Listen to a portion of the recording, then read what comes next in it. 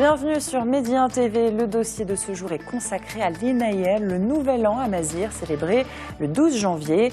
Pour en parler, j'accueille sur ce plateau le recteur de l'Institut royal de la culture amazighe. Bienvenue Ahmed Boukous. Merci à vous d'avoir accepté notre invitation. Expliquez-nous d'abord ce que représente cette célébration pour les Amazighs. Alors, cette fête qui est en fait, disons, un événement important pour l'ensemble de la communauté amazigh et au-delà même de la communauté amazigh, je pense que c'est une fête qui est célébrée à travers le monde par l'ensemble des communautés qui, disons, sont source dans la culture et la civilisation agraire. D'accord, il y a une symbolique derrière l'Inayel, expliquez-nous. Oui, alors la symbolique, elle est toute simple mais importante. C'est, si vous voulez, l'attachement à la nature, aux ressources naturelles, à ce qu'on peut appeler mère nature, dans la diversité de ces ressources. Et par conséquent, c'est un événement qui concerne l'ensemble de l'humanité, puisque aujourd'hui, on le sait, nous devons repenser notre attitude à l'égard de mère nature. Alors, quelle est la traduction exacte de l'Inayel? Ird, ça veut dire la nuit, la veille, donc la veille de janvier, Inayr. D'accord, donc cette veille de janvier est célébrée dans toute l'Afrique du Nord. Est-ce qu'il y a des différences dans la manière de vivre ce jour en fonction des pays? Au Maroc, par exemple? Au Maroc, cette fête elle est célébrée dans toutes les communautés rurales, mais aussi en milieu urbain, dans les familles, disons, d'origine rurale. Elle concerne tout aussi bien les amazigrophones que les arabophones. En milieu arabophone, c'est ce qu'on appelle Hagouza. Donc c'est un patrimoine en partage en réalité. D'accord. Et si un non-amazigh est invité pour cette célébration, que doit-il savoir, que doit-il apporter, par exemple? Il doit tout simplement faire preuve de convivialité, faire preuve aussi de cet attachement fondamental que nous avons à la nature et à la cosmogonie culturelle d'une manière générale. Alors en Algérie, le président Abdelaziz Bouteflika a décrété le Nouvel An amazigh jour férié. C'est une décision politique, c'est un grand pas. Quelle analyse en faites-vous? Je dirais tout simplement que c'est une excellente initiative et prise de décision parce que c'est une décision qui ne fait en réalité que refléter la réalité culturelle de l'Algérie, à savoir qu'en Algérie comme au Maroc, en Tunisie, en Libye et ailleurs, et aussi dans les régions subsahariennes, il y a des communautés amazigrophones et c'est leur fête annuelle. C'est donc une reconnaissance? Absolument, c'est une reconnaissance. Après la reconnaissance de l'officialité de la langue amazigh en Algérie, aujourd'hui, cette fête est reconnue et célébrée officiellement. Et alors, en Algérie et dans les autres pays, le Maroc, la Tunisie, est-ce que vous avez des statistiques, est-ce qu'il y a des statistiques officielles, combien d'amazighs dans toute l'Afrique du Nord? Malheureusement, nous ne disposons pas de statistiques fiables parce que dans un certain nombre de pays, le recensement ne prend pas en compte le nombre d'amazigrophones, ni d'ailleurs le nombre d'arabophones.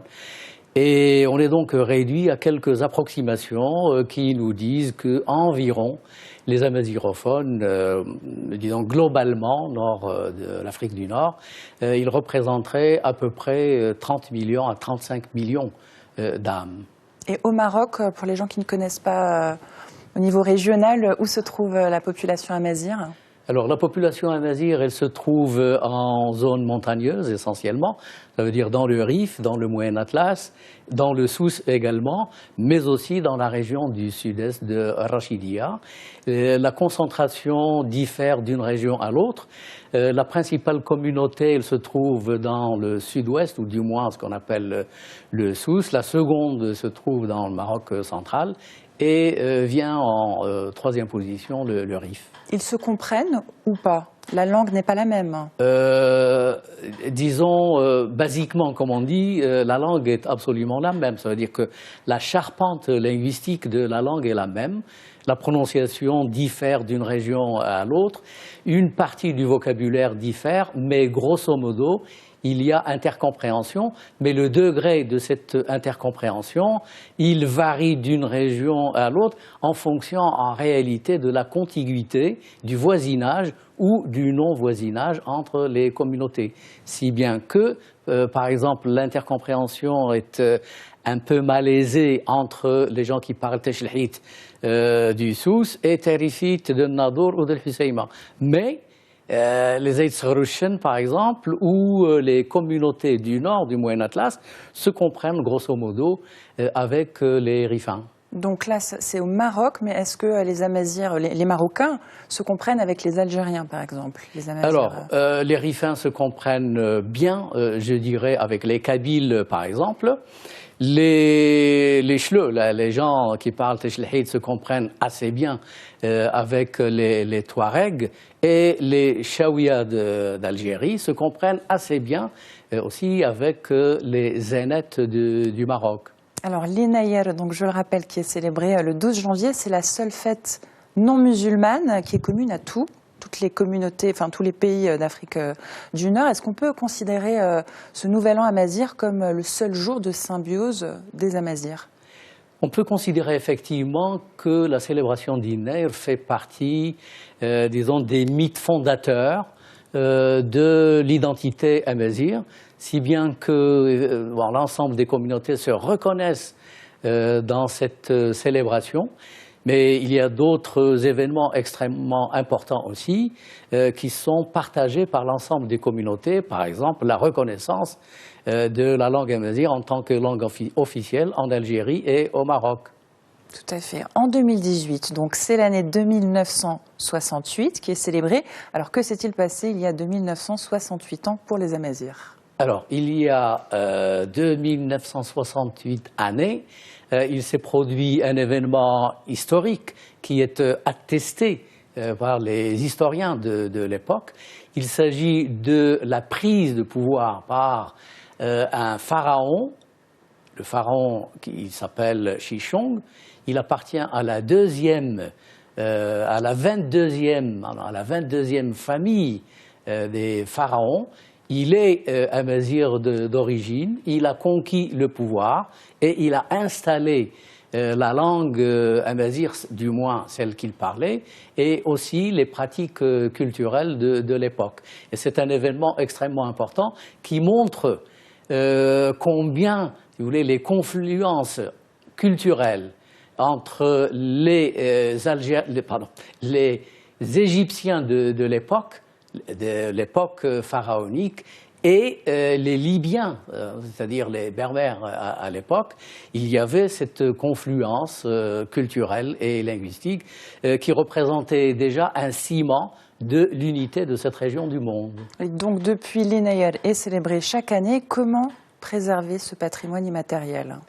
D'abord en organisant annuellement cette célébration. Alors, en quoi consiste cette célébration? Elle consiste essentiellement dans des moments de partage, de joie. On écoute de la musique traditionnelle et aussi on prend un certain nombre de mets qui sont à base de céréales. Les céréales en question, c'est l'orge, le blé, le maïs, mais aussi les lentisques, mais aussi le riz dans certaines régions.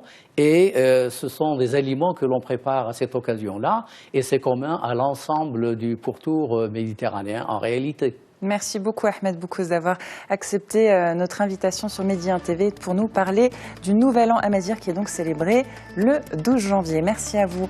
Merci à vous aussi pour votre fidélité à Medi 1 TV. Restez en notre compagnie.